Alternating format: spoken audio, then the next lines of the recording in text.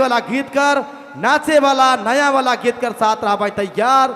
Mister Kumar Satish ji आपसे आग्रह है, आप तैयार रहेंगे, एक गाना के बाद मंच पर चले आएंगे। फिलहाल चलो, फिलहाल झूमे को नाचे कर मेरा एक और प्यार भरा गीत कर साथ करवाए शुरुआत।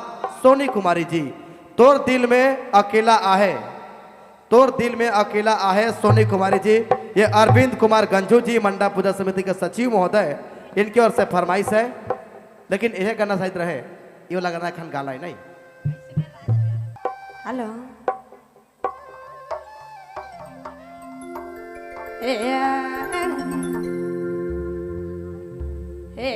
सुरु खाना बेरा